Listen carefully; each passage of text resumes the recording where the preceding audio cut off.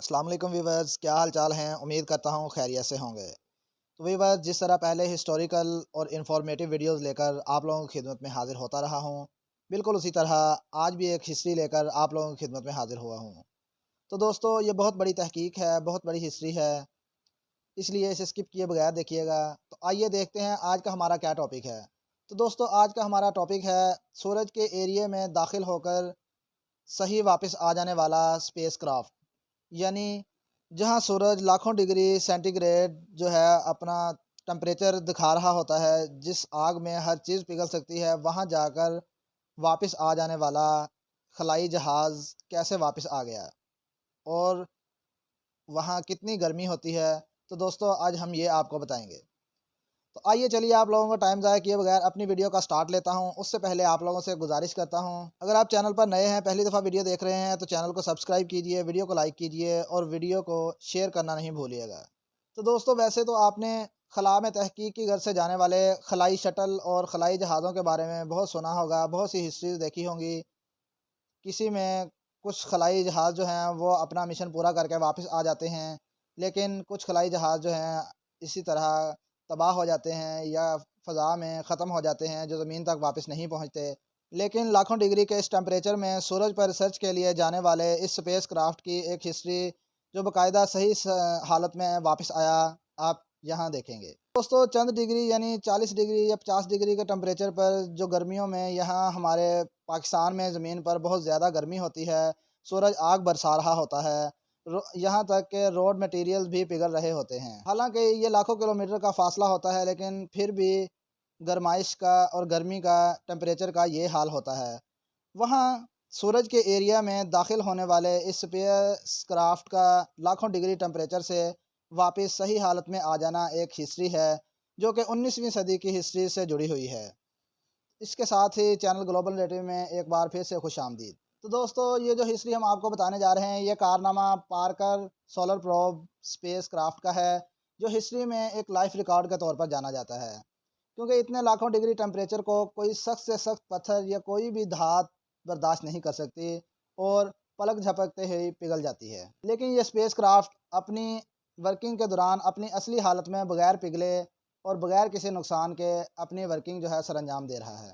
इससे पहले आपको यहाँ ये बताता चलूँ कि साइंसदानों ने सूरज से निकलने वाली शुआओं के रंग और उनकी डायरेक्शन और उनके ज़ावियात से सूरज की जो गरमाइश या हीट कह लें, उसके असरात पर तहकीक करते हुए इस हैरान कुन नौबत तक पहुँचे।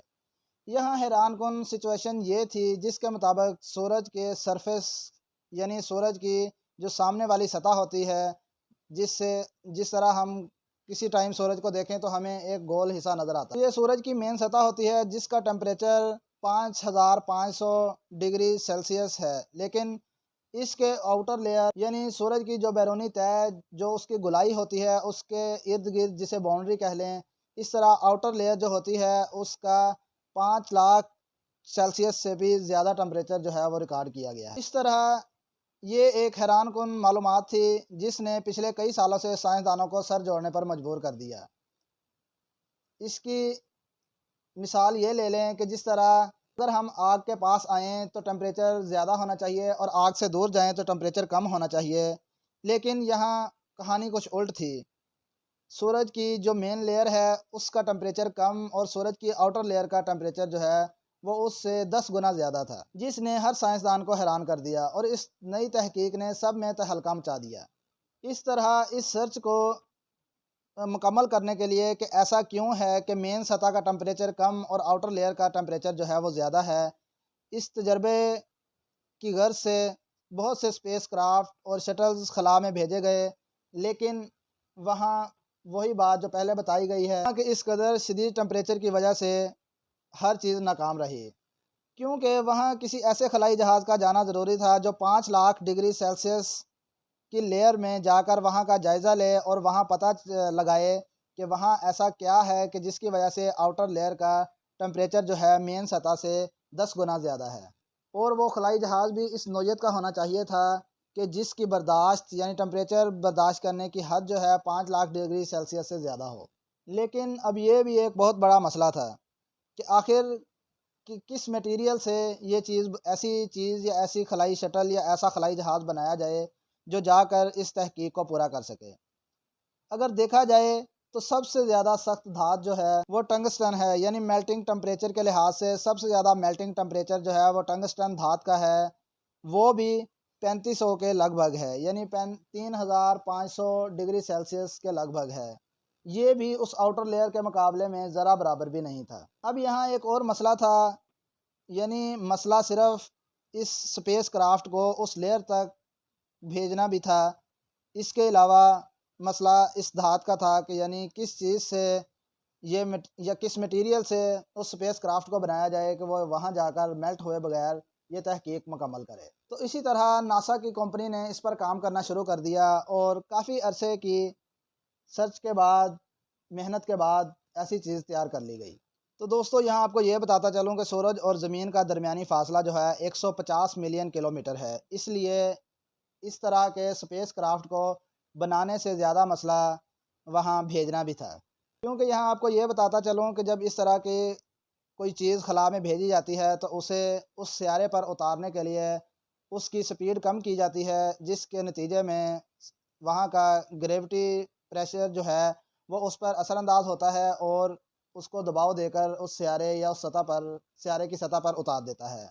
क्योंकि दरमियान में जिस सियारे पर इसे भेजना था वो था वेंस। तो दोस्तों वेंस जो है वो ज़मीन के मुकाबले में बहुत छोटा सियारा है।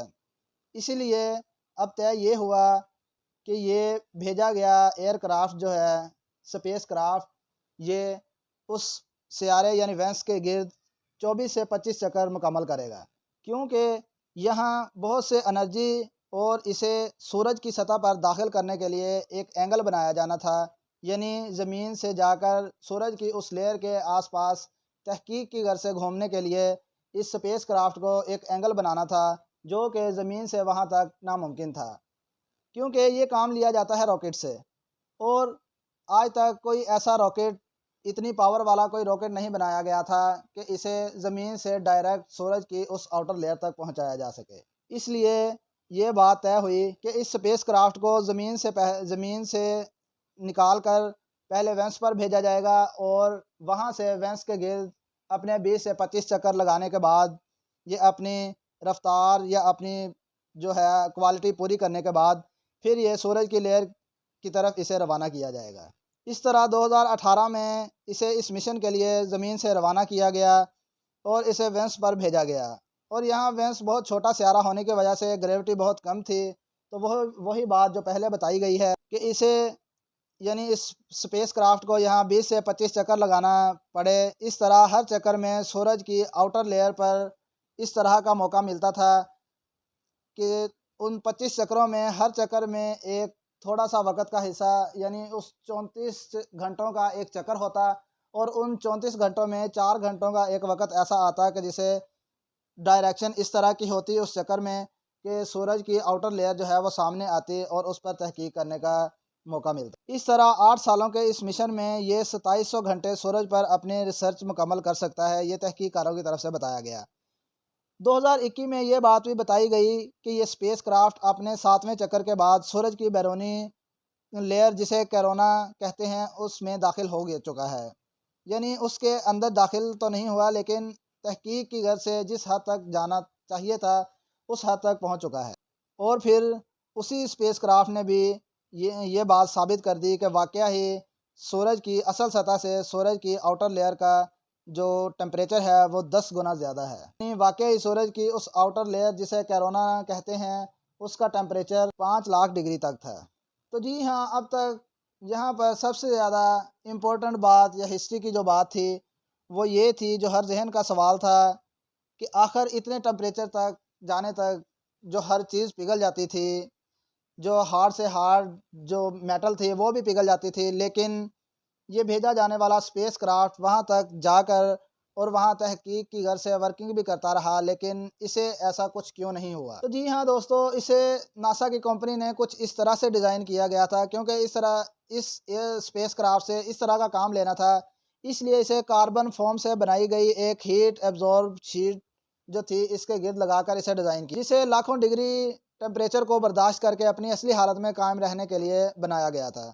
और इसके अलावा इसे कार्बन भी किया गया, जिसे कार्बन हीटेड करने के बाद मुकम्मल तौर पर प्योर कार्बोनेटेड किया गया।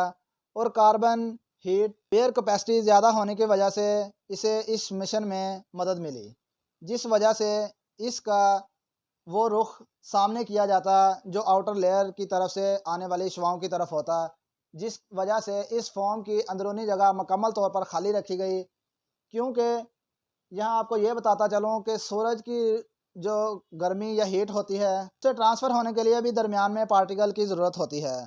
तो इस तरह इस अंदर से इस फॉर्म को खाली रखा जाना इस चीज़ के लिए था कि ना ही हीट आगे ट्रांसफ़र हो और ना ही उस स्पेस क्राफ्ट तक कोई इस तरह के असरात मरतब हों।